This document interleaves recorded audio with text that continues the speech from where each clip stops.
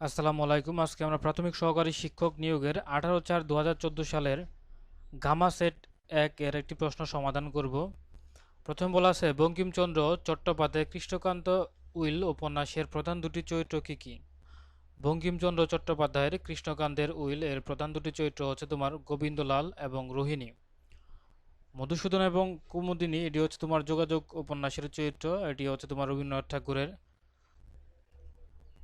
ইসলামের ইতিহাস এবং ঐতিহ্য কোন কাব্যের উপজীব্য? ইসলামের ইতিহাস এবং ঐতিহ্য এটি হচ্ছে তোমার সাত সাগরের মাঝি ফররুখ আহমদ কাব্যের উপজীব্য। কাশবনের কন্যা কোন জাতীয় রচনা? আচ্ছা, কাশবনের কন্যার কথা যদি বলি আমরা তাহলে বলতে হবে কাশবনের কন্যা একটি উপন্যাস। যার রচয়িতার কথা যদি বলি আমরা, রচয়িতা হচ্ছে তোমার শামসুদ্দিন আবুল কালাম। কাশবনের কন্যা যার রচিত হচ্ছে তোমার শামসুদ্দিন আবুল কালাম, প্রথমটা হবে তোমার কালাম। ঠিক আছে। বাংলা ভাষার প্রথম সাময়িক পত্র কোনটি? বাংলা ভাষার প্রথম সাময়িক পত্র হচ্ছে দিগদর্শন। এই দিগদর্শনের সম্পাদক হচ্ছেন জর্জ ক্লার্ক মার্শম্যান। এটি প্রকাশিত হয়েছিল 1818 খ্রিস্টাব্দে।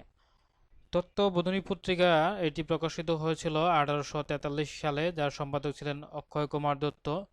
তবে তত্ত্ববোধিনী পত্রিকার প্রথম সম্পাদক, এটা খুবই ইম্পর্টেন্ট এবং এটা একটু আনকমন, প্রথম সম্পাদক হচ্ছেন জ্যোতিরিন্দ্রনাথ ঠাকুর। জ্যোতিরিন্দ্রনাথ ঠাকুর উনি হচ্ছেন প্রথম সম্পাদক। বঙ্গদর্শন এটি বঙ্কিমচন্দ্র চট্টোপাধ্যায়ের একটি সম্পাদিত একটি পত্রিকা, যেটি তোমার সম্পাদিত হয় 1872 সালে। সংবাদ প্রভাকর এটি 1831 সালে সম্পাদিত একটি পত্রিকা। কোন বানানটি শুদ্ধ? দেখো এখানে শুদ্ধ বানানটি হচ্ছে তোমার অভ্যন্তরীণ। অভ্যন্তরীণ বানানটি যদি আমি লিখতে চাই, সরু বয় জফলা দন্তানত সংযুক্ত বয়সিন্নর দীর্ঘ ইকার মূর্ধন্য হবে। অভ্যন্তরীণের ক্ষেত্রে সর্বদাই কি হবে? তোমার মূর্ধন্য হবে। এটা একটু খেয়াল রাখতে হবে। এখানে বলছে সঠিক বানান কোনটি? দধিচি বানান লিখতে দ রস্বইকার পরে যে ধ হবে তার মধ্যে দীর্ঘ ইকার চ ঋষিকার, অর্থাৎ দ ধ ঋষিকা দীর্ঘ ইকার চ ঋষিকার, এই বানানটি হচ্ছে সঠিক। রাত্রির শেষ ভাগ এক কথায় প্রকাশ কি হবে? রাত্রির শেষ ভাগ এক কথায় প্রকাশ হচ্ছে পররাত্র। কোনটি অতৃত্তিকা শব্দের সমার্থক শব্দ? অতৃত্তিকা শব্দের সমার্থক শব্দ হচ্ছে উপত্যকা। দেখো এখানে বানানটা ভুল আছে, এটা হবে তোমার ওই লেখে হ ঋষিকার জফালাক্ষ। ঐজ্জিক এর বিপরীত শব্দ কি? ঐজ্জিক এর বিপরীত শব্দ হচ্ছে তোমার পারত্রিক। সমাসের রীতি কোন ভাষা থেকে আগত? সমাসের রীতি এটি হচ্ছে তোমার সংস্কৃত ভাষা থেকে আগত। নীল যে অম্বর, নীলাম্বর, এখানে যে থাকার কারণে এটি অবশ্যই তোমার কি হবে? কর্মধারয় সমাস হবে। এবং আরেকটা ইম্পর্টেন্ট জিনিস, নীলাম্বর যদি বেশ বাক্য এইভাবে করা হতো, নীল অম্বর যার নীলাম্বর, সেক্ষেত্রে এই নীলাম্বর মানে হচ্ছে তোমার বহুব্রীহি সমাস। তবে যদি এইভাবে করা হয়, নীল যে অম্বর নীলাম্বর, তাহলে হবে কর্মধারয় সমাস। তিনি ব্যাকরণে পণ্ডিত, বাক্যে ব্যাকরণে কোন কারকে কোন বিভক্তি? দেখো ব্যাকরণে যেহেতু একটা স্থানের কথা বলা হয়েছে, তাহলে এটি হবে তোমার কি? অধিকরণে সপ্তমী বিভক্তির উদাহরণ। বলছে জগতে কীর্তিমান হও সাধনায়, এখানে বাক্যে সাধনায় কোন কারকে কোন বিভক্তি? সাধনার কথা যদি বলি আমরা, তাহলে অবশ্যই একটি হচ্ছে তোমার কি? যন্ত্র সহায়ক বা উপায়। আর যেখানে যন্ত্র সহায়ক বা উপায় হবে সেটা তোমার করণ কারক, যেহেতু অন্তস্থ আছে, তাহলে হবে তোমার সপ্তমী বিভক্তি। যেখানে এ ও তে থাকে সেটা হয় তোমার সপ্তমী বিভক্তি। অর্থাৎ জগতে কীর্তিমান হও সাধনা, এখানে সাধনা হবে তোমার করণে সপ্তমী বিভক্তি। কোনটি নিরাময় শব্দের সন্ধি বিচ্ছেদ? নিরাময় শব্দের সন্ধি বিচ্ছেদ হবে নিযোগ আময়। দেখো এখানে অপশনে সঠিক উত্তর দেওয়া নাই। নিরাময় শব্দের সন্ধি বিচ্ছেদ যদি আমরা করি তাহলে হবে নি যোগ আময়, এটি হচ্ছে তোমার নিরাময় শব্দের সন্ধি বিচ্ছেদ। সহচর্য শব্দটির সন্ধি বিচ্ছেদ কি হবে? সহচর্য শব্দের সন্ধি বিচ্ছেদ হবে সহচর যোগ জ, সহচার্য। সাক্ষী গোপাল এর অর্থ কি? সাক্ষী গোপাল এর অর্থ হচ্ছে নিষ্ক্রিয় দর্শক। বড়র পীড়িত বালির বাদ বাগদাটির অর্থ কি? বড়র পীড়িত বালির বাদ বাগদাটির অর্থ হচ্ছে ভঙ্গুর। সবুজপত্র পত্রিকাটি কত মানে কি? সবুজপত্র পত্রিকাটি হচ্ছে তোমার একটি সাময়িক পত্রিকা। এটি প্রমোদ চৌধুরী সম্পাদিত একটি সামুদ্রিক পত্রিকা। মূলত এটি ছিল একটি মাসিক পত্রিকা এবং এই মাসিক পত্রিকা সবুজপত্র এটি প্রকাশিত হয় 1914 সালে প্রকাশিত হয়। দেখো এখানে বলা আছে কিরণ এর সমার্থক শব্দ কোনটি। কিরণ এর সমার্থক শব্দ যদি আমরা বলতে চাই তাহলে হবে তোমার রবি। কিরণ এর সমার্থক শব্দ হচ্ছে রবি। সমাসবদ্ধ পদের পরবর্তী অংশকে কি বলা হয়? সমাসবদ্ধ পদের পরবর্তী যে অংশ তাকে বলা হয় পরপদ। দেখো আমি আবার পড়তেছি, সমাসবদ্ধ পদের পরবর্তী অংশকে কি বলা হয়? সমাসবদ্ধ পদের পরবর্তী অংশকে বলা হয় পরপদ। দেখো এখানে বলছে choose the right word of the blank space, অর্থাৎ শূন্যস্থান পূরণ করতে বলা হচ্ছে। Rashid will come to Bangladesh dash plane, যেহেতু প্লেন বলা আছে তাহলে এটা তোমার কি হবে? By plane. অর্থাৎ আমরা জানি যে বাই বোট বাই প্লেন ভ্রমণের ক্ষেত্রে তোমার কি হবে? কোনো যানের সাথে ভ্রমণের ক্ষেত্রে তোমার কি হবে? বাই ইউজ করা হয়। Find the correct use of the word with, এখানে দেখো correct words be patient with him, এটাও সঠিক। এবং the teacher was trembling with rage, এটাও সঠিক। তাহলে দেখা যাচ্ছে এটা আমরা দুটাই সঠিক হচ্ছে। একটা হচ্ছে তোমার the patient with be patient with him, এবং হচ্ছে the teacher was trembling with rage. The synonym of word insight, insight শব্দের অর্থ হচ্ছে তোমার উদ্রেক বা উত্তেজিত। এর সিনোনিম যদি বলি তাহলে আমরা এখানে বলতে পারি, দেখো ইনস্টিগেট, ইনস্টিগেট শব্দের অর্থ হচ্ছে তোমার উত্তেজিত করা। এখানে আরও কিছু ওয়ার্ড দেওয়া আছে, যেমন আর্ক। আর্ক এই শব্দের অর্থ হচ্ছে স্বনির্বন্ধ আবেদন করা। এবং আরও যে ওয়ার্ড আছে তোমার ডিসিভ, ডিসিভ শব্দের অর্থ হচ্ছে তোমার প্রতারিত। ডিসিভ শব্দের অর্থ হচ্ছে তোমার কি? প্রতারিত। পারমিট শব্দের অর্থ হচ্ছে অনুমতি। তাহলে দেখা যাচ্ছে ইনসাইট এর সিনোনিম হচ্ছে ইনস্টিগেট। দুটোর অর্থ হচ্ছে, একটা হচ্ছে তো উত্তেজিত করা বা উদ্রেক করা ইনসাইট, আর ইনস্টিগেট শব্দের অর্থ হচ্ছে উত্তেজিত করা। এখানে বলা আছে what is the synonym of the word isolation, আইসোলেশনের সিনোনিম কি হবে? আইসোলেশন এর সিনোনিম, আইসোলেশনের সিনোনিম হচ্ছে তোমার সেপারেশন, যার অর্থ হচ্ছে তোমার বিচ্ছিন্ন করা। The antonym of the word patriot, patriot মানে হচ্ছে তোমার কি? দেশপ্রেমিক। আর অ্যান্টোনিম হচ্ছে তোমার ট্রেইটর, ট্রেইটর শব্দের অর্থ হচ্ছে তোমার বিদ্রোহী। তাহলে এটা হচ্ছে তোমার কি? প্যাট্রিয়টের অ্যান্টোনিম হচ্ছে traitor. What is the antonym of the limpid, limpid শব্দের অর্থ হচ্ছে তোমার স্বচ্ছ। এই লিম্পিট শব্দের অর্থ হচ্ছে স্বচ্ছ। ওয়াটার ইজ স্বচ্ছ, ট্রান্সপারেন্ট স্বচ্ছ, ব্রাইট শব্দের অর্থ উজ্জ্বল। চাইছে এখানে অ্যান্টোনিম বিপরীত শব্দ। লিম্পিট শব্দ যেহেতু তোমার স্বচ্ছ, তার বিপরীত অর্থ হচ্ছে মার্ডি। এখানে বলা আছে run counter means, run counter শব্দের অর্থ হচ্ছে মতামতের অমিল। আমি যদি রান কাউন্টার শব্দের অর্থ লিখি সেক্ষেত্রে আমি বলতে পারি রান কাউন্টার শব্দের অর্থ হচ্ছে মতামতের মতামতের অমিল। এটা হচ্ছে তোমার কি? রান কাউন্টার শব্দের অর্থ। তাহলে এর অ্যান্টোনিম হবে ডিজ অবে, তো হবেই না, ডিজ অবে তো অবসম্মান করা। কন্ট্রাডিক্ট, কন্ট্রাডিক্ট হচ্ছে তোমার রান কাউন্টারের সিনোনিম, কারণ কন্ট্রাডিক্ট শব্দের অর্থ হচ্ছে তোমার অমিল হওয়া। তাহলে দেখা যাচ্ছে রান কাউন্টার এর সিনোনিম হচ্ছে কন্ট্রাডিক্ট, অমিল হওয়া। ক্রাই উলফ, ক্রাই উলফের কথা যদি বলি আমরা তাহলে বলতে, দেখো ক্রাই উলফ শব্দের অর্থ হচ্ছে ছলনা বা ভুল সংকেত। তাহলে এখানে বলতে পারি আমরা give a false alarm. Cry wolf আমি এখানে লিখি CRY, cry wolf WOLF, cry wolf শব্দের অর্থ হচ্ছে তোমার বলতে পারি আমরা ছলনা, অথবা বলতে পারি আমরা ভুল সংকেত।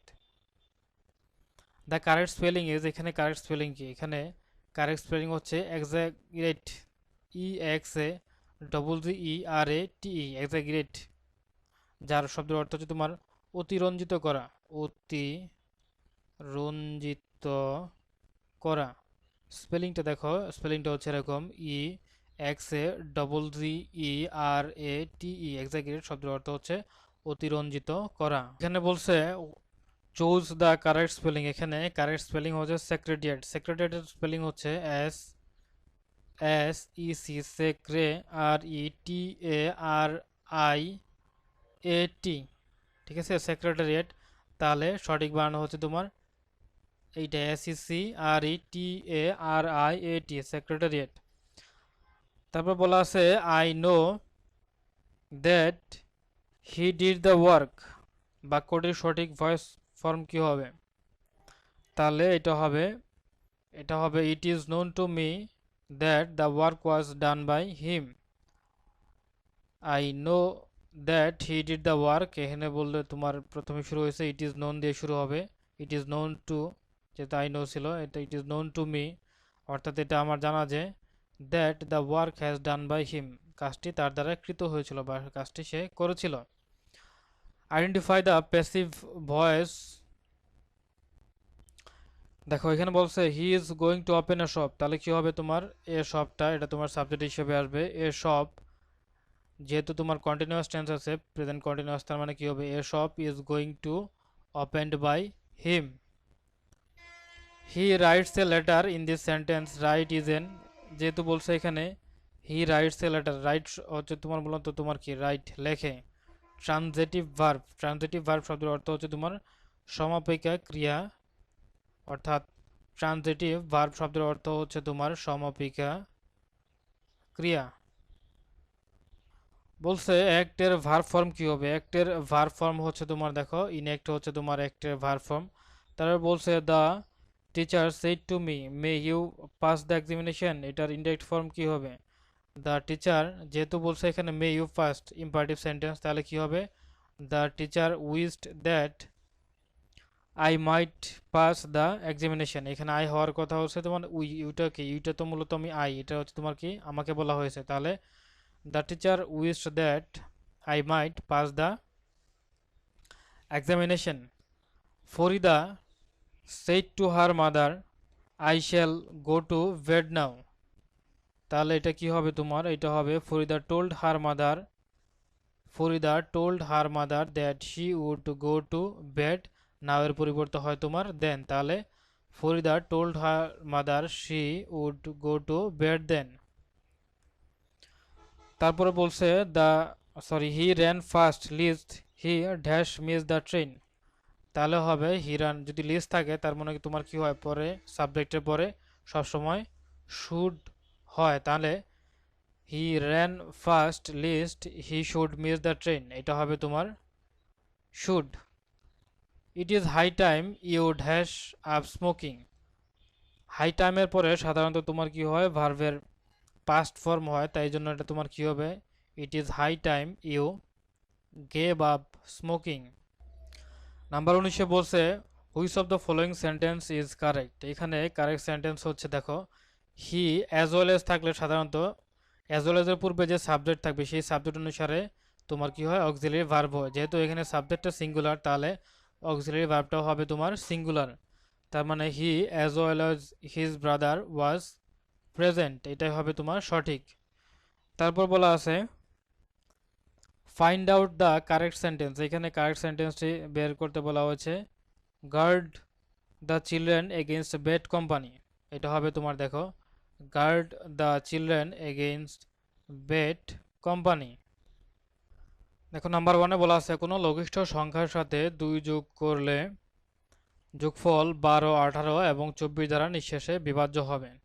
দেখো এখানে একটা ইম্পর্টেন্ট জিনিস, সেটা হচ্ছে তোমার বলছে 2 যোগ করার কথা লঘিষ্ঠ সংখ্যার সাথে। লঘিষ্ঠ সংখ্যা বলতে আমরা লসাগু বুঝি, তাহলে 18, 12 এবং 24-এ লসাগু তোমার কি করতে হবে প্রথম বের করে নিতে হবে। সেক্ষেত্রে যদি আমি লসাগু বের করি ইউক্লিডীয় পদ্ধতিতে 6 দুগুণে 12, 9 দুগুণে 18, 12 দুগুণে 24, তারপরে আবার 2 দিয়ে করতে পারি 3 দুগুণে 6, 9 যাচ্ছে না, 12 যখন করব তখন 6 দুগুণে 12। এখন আমি আবার 3 দিয়ে করতে পারি, 3 দিয়ে করলে হবে তোমার প্রথমটাতে দেখো 3 একে 3 আর তোমার 3 3 9, 3 দুগুণে 6, তাহলে 3 দুগুণে 6, 6 দুগুণে 12, 12 দুগুণে 24, 24 দুগুণে 48। লসাগু হচ্ছে তোমার 3 দুগুণে 6, 6 দুগুণে 12, 12 দুগুণে 24, 3 24 হচ্ছে 72, লসাগু হচ্ছে তোমার কত 72, 72 হচ্ছে লসাগু। তো এখন বলছে সংখ্যার সাথে 2 যোগ করলে, যেহেতু 2 যোগ করার কথা বলছে সংখ্যার সাথে, তেমন আমরা কি করব 2 বিয়োগ করে দেব, তাহলে সংখ্যাটি হবে তোমার কত 70, তাহলে সংখ্যাটি হচ্ছে তোমার কত 70। তারপর বলছে ক খ একত্রে একটি কাজ 12 দিনে করতে পারে, ক একা কাজটি 20 দিনে করতে পারে, খ একা কাজটি ক দিনে করতে পারবে। দেখো ক খ যদি 12 দিনে করে তাহলে এক অংশ করবে তোমার কত 12-র এক অংশ একদিনে করবে, আর 20 দিনে করবে ক একা 20 দিনে করবে কত তোমার 1/20 অংশ। তাহলে 12 আর 20-এর লসাগু হচ্ছে তোমার কত 60, 5 12 60, 3 20 60, তাহলে মানে 2 হচ্ছে তোমার কত 60, এটা হবে তোমার কত 1/30, অর্থাৎ 1/30 অংশ কাজ করে তোমার একদিনে, তাহলে এক অংশ কাজ করে, উত্তর হবে তোমার 30 দিনে।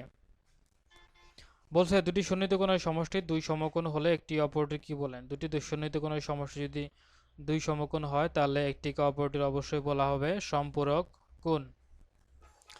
দেখো বলছে লঞ্চ ও স্রোতের গতিবেগ যথাক্রমে 18 ও 6 কিলোমিটার, নদীপথে 48 কিলোমিটার যেতে পুনরায় ফিরে আসতে কত সময় লাগবে? তার মানে একটা লঞ্চ টোটাল দূরত্ব যাবে তোমার কত 48 কিলোমিটার, এখান থেকে এই পর্যন্ত একবার যাবে স্রোতের অনুকূলে, আবার ফিরে আসবে স্রোতের প্রতিকূলে। তার মানে আমি টোটাল দূরত্ব যদি তোমার 48 হয় তাহলে কি হবে তোমার 18 + 6, এটা তোমার স্রোতের অনুকূলে গতিবেগ, প্লাস এটা কিন্তু সময়, দূরত্ব বাই গতিবেগ ইজ ইকুয়াল টু তোমার সময়। তাহলে একবার অনুকূলে সময় পাইলাম, আর একবার পাবো তোমার এই 48 সেম দূরত্বকে তোমার কি করব স্রোতের প্রতিকূলে, অর্থাৎ 18 - 6। সেক্ষেত্রে এখানে দেখো এখানে পাইতেছে তোমার কত 48 ডিভাইড বাই তোমার 18 × 6 = 24, প্লাস 48 ডিভাইড বাই হচ্ছে তোমার কত 12, এটা দুটাই হচ্ছে তোমার সময়। তার মানে প্রথম ক্ষেত্রে সময় লাগতেছে তোমার কত 2 ঘন্টা, পরবর্তী ক্ষেত্রে লাগতেছে তোমার 4 × 12 = 48, 4 ঘন্টা, টোটাল সময় হচ্ছে তোমার 6 ঘন্টা। তাহলে আমরা বলতে পারি যে আবার ফিরে আসতে টোটাল সময় লাগবে 6 ঘন্টা। নাম্বার 5-এ বলা আছে একটি আয়তাকার ঘরের দৈর্ঘ্য বিস্তারের দ্বিগুণের ক্ষেত্রফল 512 মিটার হলে পরিসীমা কত? দেখো আয়তক্ষেত্রের দৈর্ঘ্য বিস্তার দ্বিগুণ, আমরা যদি বিস্তার ধরে নেই x, এবং তাহলে কি হবে তোমার দৈর্ঘ্য হচ্ছে 2x, তাহলে ক্ষেত্রফল কত হবে 2 গুণ করলে, অর্থাৎ 2x² হচ্ছে তোমার কত ক্ষেত্রফল 2x², এবং বলা আছে ক্ষেত্রফল তোমার কত 512। সেক্ষেত্রে x² এর ভ্যালু দেখো 2 দিয়ে যদি করি 2 × 4 = 11, 5 × 10 = 12, 6 × 12 = 256। এই 256কে যদি আমরা কি করি বর্গমূল করি তাহলে হবে তোমার কত দেখো 16 16 256, তার মানে আমরা x এর ভ্যালু পাইতেছি কত 16। তা বলছে পরিসীমা কত? আমরা জানি পরিসীমা ইজ ইকুয়াল টু 2 ইন্টু দৈর্ঘ্য প্লাস প্রস্থ, দৈর্ঘ্য হচ্ছে তোমার কত x আর প্রস্থ হচ্ছে তোমার কত 2x, অর্থাৎ 2 ইন্টু হচ্ছে তোমার কত 2x আর তোমার কত 3x, অর্থাৎ আমরা বলতে পারি 3 × 2 = 6x, অর্থাৎ 6 ইন্টু হচ্ছে তোমার কত 16, 6 6 36 6, হাতের হচ্ছে তোমার 3, 6 × 6 6 আর 3 হচ্ছে 9, অর্থাৎ পরিসীমা হচ্ছে 96 মিটার। তারপর দেখো বলা আছে x + y = 6 এবং xy = 8 হলে x - y এর ভ্যালু কত? তো আমাকে চাওয়া হয়েছে এখানে দেখো x - y হোল স্কয়ার এর ভ্যালু চাওয়া হয়েছে, যেখানে আমার দেওয়া আছে তোমার x প্লাস, আমরা জানি x - y whole square = x + y whole square, যদি এটা প্লাস হয় তারপরটা হবে তোমার কি মাইনাস, -4xy। সেক্ষেত্রে x + y এর ভ্যালু দেওয়া আছে তোমার কত 6x² - 4 ইন্টু x এর ভ্যালু তোমার কত 8, তাহলে আমরা বলতে পারি দেখো এটা হচ্ছে তোমার কত 6² হবে তোমার কত 36, মাইনাস হচ্ছে তোমার কত 32, সেক্ষেত্রে হবে তোমার 4, তাহলে উত্তর পাইতেছি আমরা কত 4। তারপর দেখো বলা আছে x + y = 12 এবং x - y = 2 হলে xy এর ভ্যালু কত? তো আমরা এই ক্ষেত্রে ab এর সূত্র যেটা সেটা প্রয়োগ করব, ab বলতে এখানে xy, তাহলে আমরা বলতে পারি x + y/2 whole square minus x - y/2 whole square. তো দেখো এটা আমরা বলতে পারি এখানে 2² তোমার কত 4 হবে, আর xy এর ভ্যালু দেওয়া আছে তোমার কত 144/4 মাইনাস এটা ভ্যালু দেওয়া আছে তোমার কত 4, এটা হবে 4, অর্থাৎ লসাগু হচ্ছে তোমার কত 4। 144 থেকে যদি আমি 4 বাদ দেই তাহলে হবে তোমার কত 140। সেক্ষেত্রে দেখো 4 দিয়ে যদি 140 ভাগ করি, প্রথমে হচ্ছে তোমার কত 3 4 12 থাকবে হচ্ছে তোমার কত 20, তাহলে 4 5 হচ্ছে তোমার কত 20, তাহলে বলতে পারি আমরা xy এর ভ্যালু হচ্ছে তোমার কত 35। নাম্বার 8-এ বলা আছে একটি সরলরেখার ওপর অঙ্কিত বর্গক্ষেত্রের ক্ষেত্রফল ওই সরলরেখার 1/4 পর ক্ষেত্রফলের কত গুণ? অর্থাৎ একটি সরলরেখা যদি আমি চিন্তা করি, দেখো ক্ষেত্রফল ধরলাম x, সরি বাহু হচ্ছে x, তাহলে বর্গক্ষেত্রের ক্ষেত্রফল x², তার মানে এরকম যদি আমি একটা রেখা চিন্তা করি 4টা ভাগ করব, 1টা 2টা 3টা 4টা, তাহলে দেখো 1/4 উপর ক্ষেত্রফল অর্থাৎ 1/4 x², তার মানে এটা হবে তোমার কত 1/4 x²। এটা যদি আমি ক্যালকুলেশন করি দেখো 1/4 x², এটা ক্যালকুলেশন করলে পাবো আমি কত 16 গুণ। ত্রিভুজ এ বি ডি বৃত্তে এ বি এবং সিডি পরস্পর সমান যা পরস্পর পি বিন্দু ছেদ করলে কোনটি সত্য? এডিবি। একটা যে বৃত্ত কল্পনা করলাম যেখানে বলছে তোমার দুটি পরস্পর সমান যা সবসময় সমান হবে কখন, যখন দুইটা যে অবশ্যই সমান হবে এবং তারা বলছে পি বিন্দুতে ছেদ করেছে, পি বিন্দু যদি ছেদ করে, আচ্ছা এটা আমার এইভাবে আঁকি, এইটা চিত্রটা এইভাবে যদি আঁকি, ধরুন এইটা একটা সমান যায়, এইটা একটা সমান যায়, সেই ক্ষেত্রে কি হবে, এইটা এবং এইটা সমান হবে, এইটা এবং এইটা সমান হবে। কিন্তু আমার তো বলা না যে কেন্দ্রগামী, যদি কেন্দ্রগামী বলতো তাহলে উভয়টাই সমান হতো। যেহেতু বলছে দুটো পরস্পর সমান যায়, অর্থাৎ আমরা যদি একটা বৃত্তে দুটি পরস্পর, তাহলে দেখো দুটো সমান যা যদি হয়, দুটো সমান যা পরস্পর এরকম ভাবে হবে, এইটা এটা সমান হবে, এইটা এবং এইটা সমান হবে, সেক্ষেত্রে আমরা বলতে পারি, বলতে যেতে বলছে এ ডি বি, এডিবি একটা যায়, তাহলে আমরা বলতে পারি দেখো এটা যদি আমার পি হয় তাহলে PB, PB is equal to হচ্ছে তোমার কত পিডি, যেহেতু এটা এ ধরি এডিবি, অর্থাৎ বৃত্তটা হচ্ছে এরকম, এডিবি বলছে তো এডিবি, তার মানে সমান করে ধরবো তোমার এইখানে একটা ধরবো এবং এইখানে একটা ধরবো, তাহলে এইটা এটা পরস্পর সমান হবে, এবং তাহলে বলতে পারি আমরা এটা যদি পি দেই,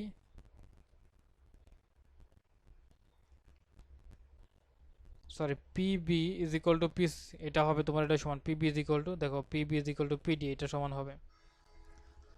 দুটি সংখ্যার অনুপাত দেওয়া আছে 5:6, সংখ্যা দেওয়ার গসাগু 4 হলো লসাগু কত? এটা এরকম, যেমন অনুপাত যেহেতু 5:6 দেওয়া আছে, তার মানে একটা হবে তোমার 5x, আরটা হবে তোমার কত 6x, তাহলে এই দুটি সংখ্যার লসাগু হবে তোমার, যদি আমি 5×6 30x হচ্ছে তোমার লসাগু, যেখানে x এর ভ্যালু দেওয়া আছে তোমার কত 4, অর্থাৎ 30 × 4, এটা ক্যালকুলেশন করলে পাবো আমি 120, তাহলে দুটি সংখ্যার লসাগু হচ্ছে 120। তারপর বলা আছে একটি বাঁশের 5/2 অংশ লাল, 4/1 অংশ কালো এবং 3/1 অংশ সবুজ কাগজে আবৃত, অবশিষ্ট 6 মিটার হলে বাঁশটির দৈর্ঘ্য কত? তাহলে দেখো এটা যদি আমি সম্পূর্ণ বাঁশের দৈর্ঘ্য x ধরে নিই, তাহলে বলতে পারি আমরা 2x/5 প্লাস x, যেহেতু বলছে তাহলে x/4 প্লাস হচ্ছে তোমার x/3 এবং অবশিষ্ট 6 মিটার, এই টোটাল ভ্যালুটার দৈর্ঘ্য হচ্ছে তোমার কত x।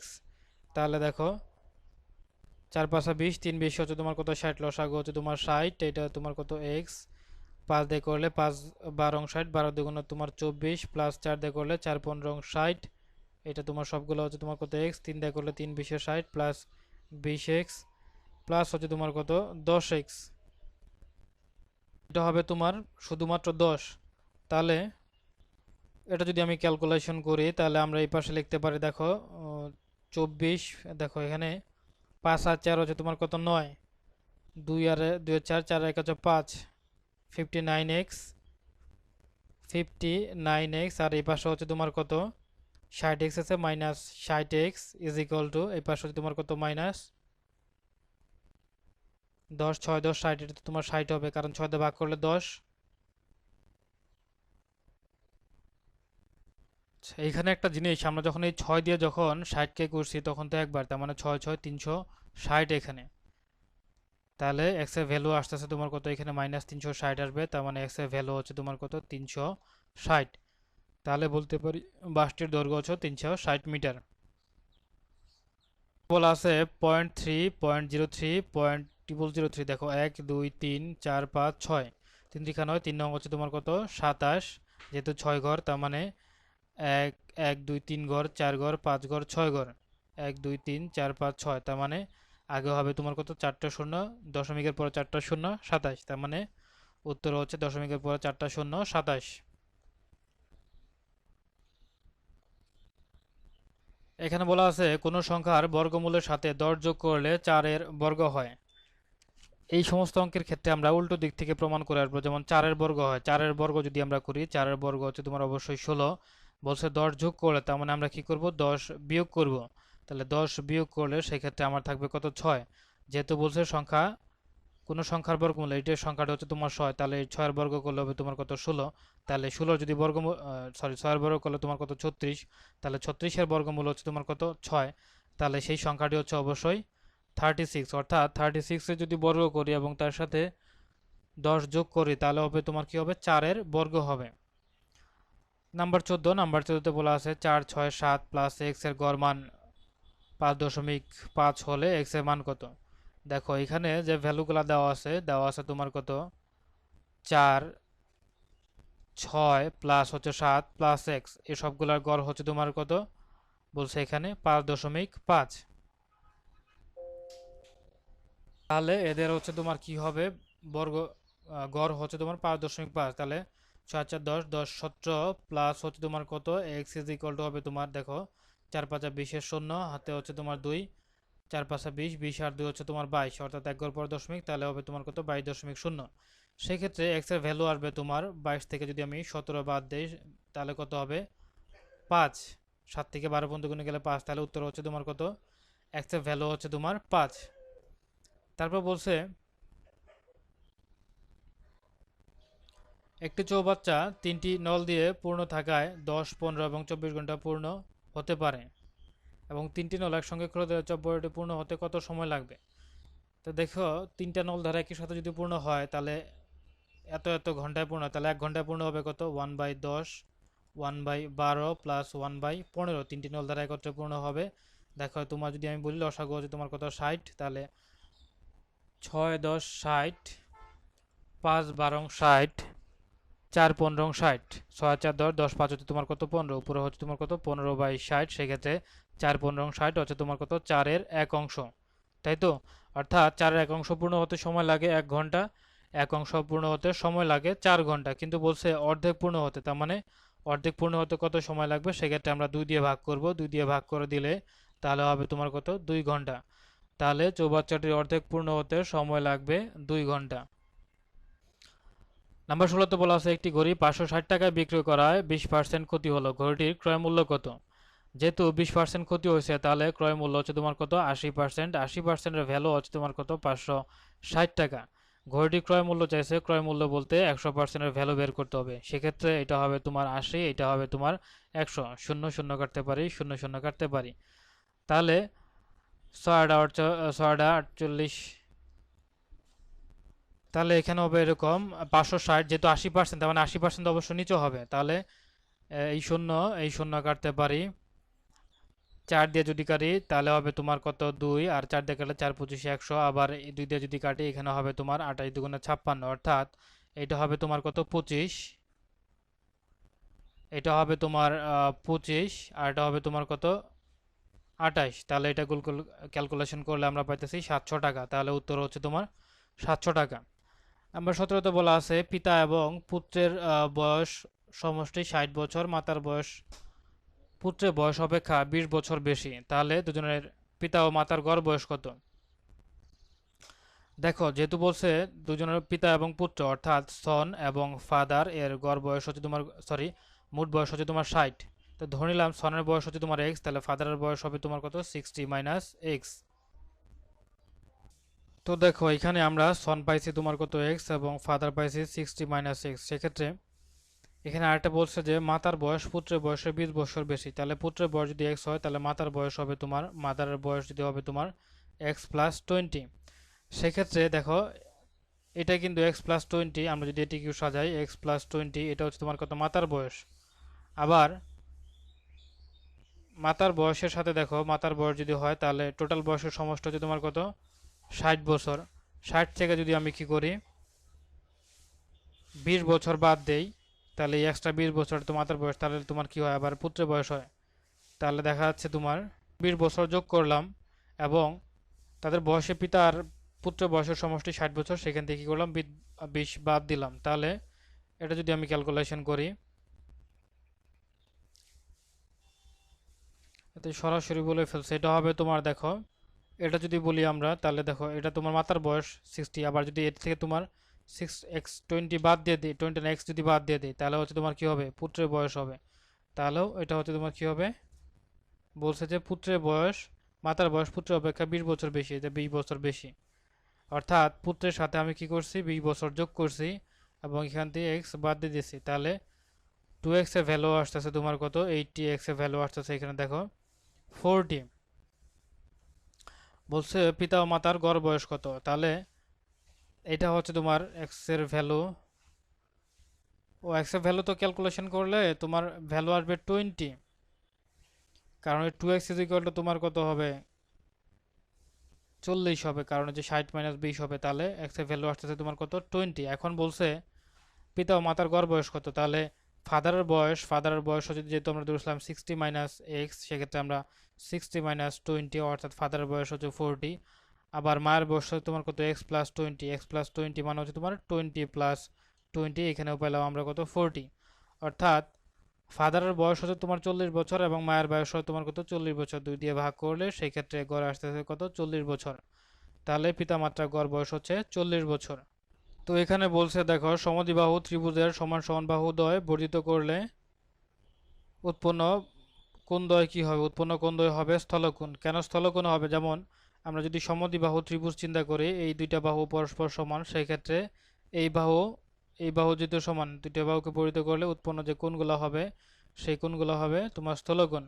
স্থলকোণ মানে হচ্ছে তোমার 180 ডিগ্রি থেকে বড় বা দুই সমকোণ অপেক্ষা বড় এবং 4 সমকোণ অপেক্ষা ছোট কোণকে বলা, সরি স্থূলকোণ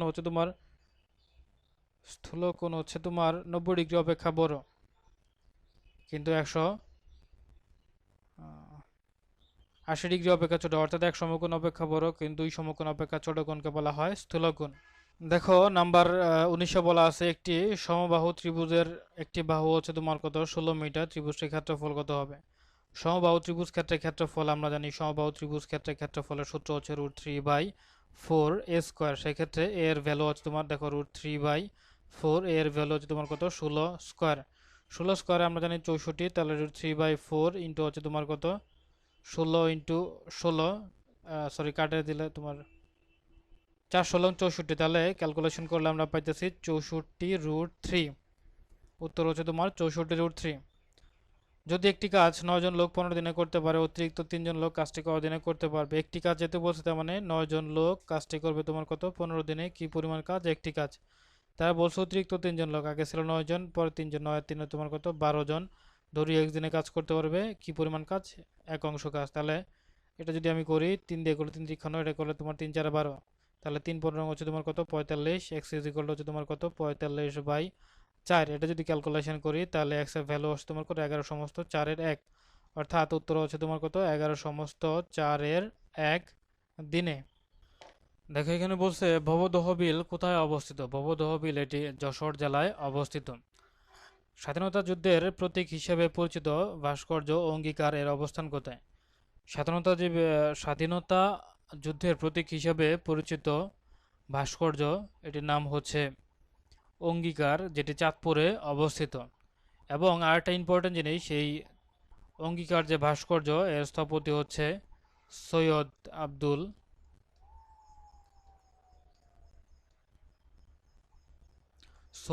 আব্দুল খালেদ। এটি হচ্ছে তোমার অঙ্গীকার ভাস্কর্যের স্থপতি।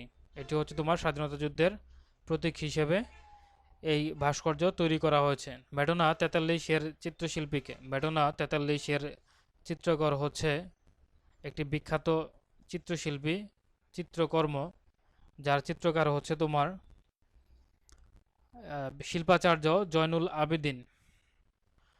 বলছে প্রাচীর পুণ্ড্রনগর কোথায় অবস্থিত। প্রাচীর পুণ্ড্রনগর এটি তোমার মহাস্থানগড়ে অবস্থিত। এবং প্রাচীর পুণ্ড্রনগর ছিল মূলত রাজধানী, জায়গার নাম ছিল তোমার কি পুণ্ড্র। প্রাচীন পুণ্ড্রনগর এটি মহাস্থানগড়ে অবস্থিত।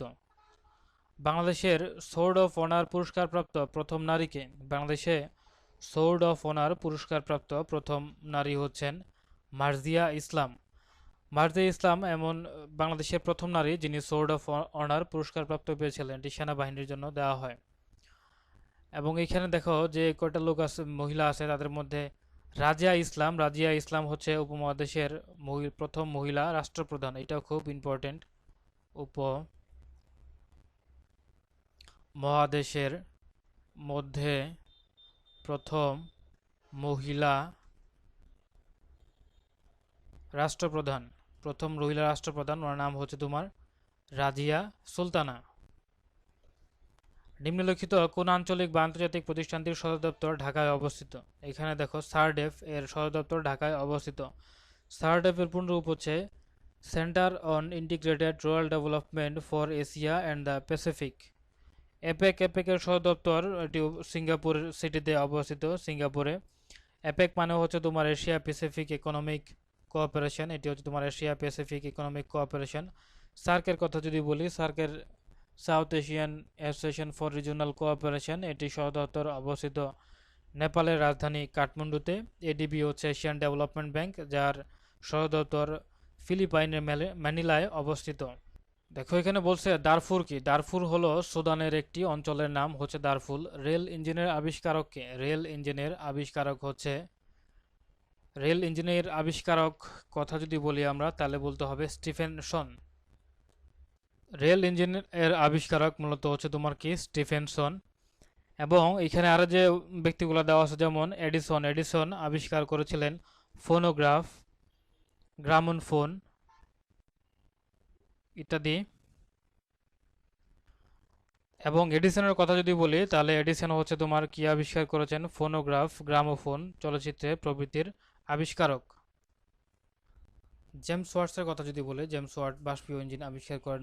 মোর্স হচ্ছেন এমন একজন ব্যক্তি, মোর্সের কথা যদি বলি, উনি মোর্স টেলিগ্রাফ যন্ত্রের সাহায্যে সাংকেতিক ভাষা প্রেরণের পদ্ধতি আবিষ্কার করেছিলেন, যাকে বলা হয় মোর্স কোড বা মোর সংকেত। অর্থাৎ এই মোর্স যে ব্যক্তি, উনি হচ্ছে তোমার কি টেলিফোন না তো টেলিগ্রাফের সাংকেতিক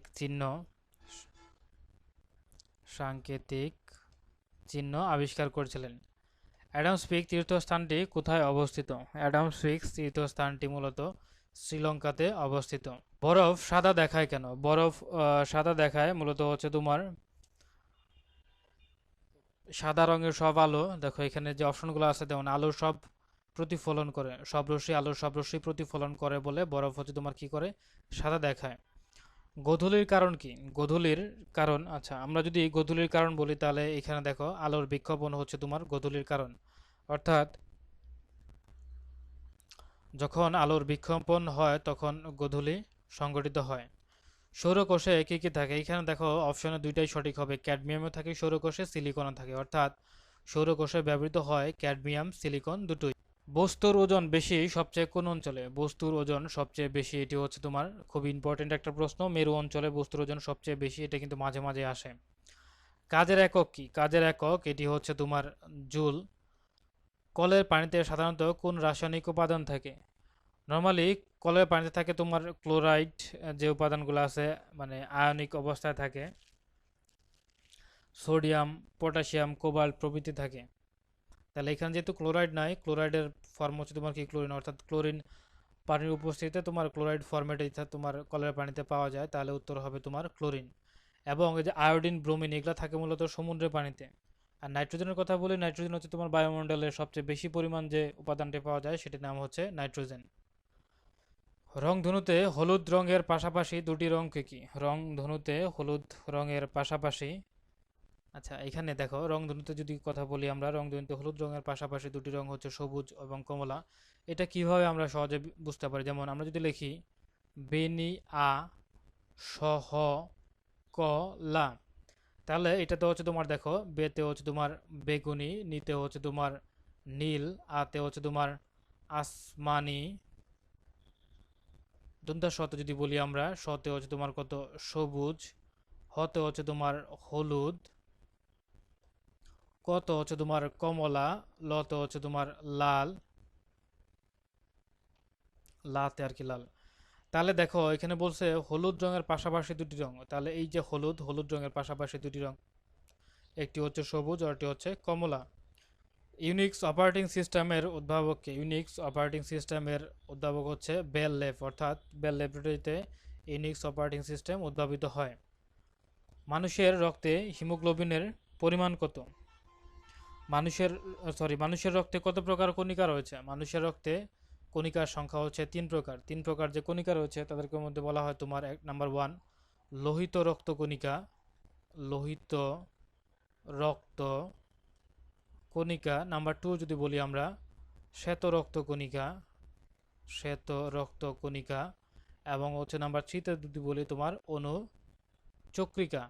তাহলে মানুষের শরীরে কত ধরনের কণিকা রয়েছে? 3 প্রকার। এটা হচ্ছে লোহিত রক্ত কণিকা, শ্বেত রক্ত কণিকা এবং অনুচক্রিকা। বলছে শৈবালের প্রধান বৈশিষ্ট্য কি? শৈবালের প্রধান বৈশিষ্ট্য হচ্ছে এরা মূলত স্বভোজী। কোনটি রাসায়নিক পরিবর্তনের উপাদান নয়? বাসস্থান, এটি তোমার রাসায়নিক পরিবর্তনের সামাজিক পরিবর্তনের উপাদান নয়। অর্থাৎ সামাজিক পরিবর্তনের উপাদানের মধ্যে রয়েছে শিক্ষা, শিল্পায়ন, নগরায়ন, এগুলো হচ্ছে তোমার সামাজিক পরিবর্তন। তবে বাসস্থান সামাজিক পরিবর্তনের উপাদান নয়।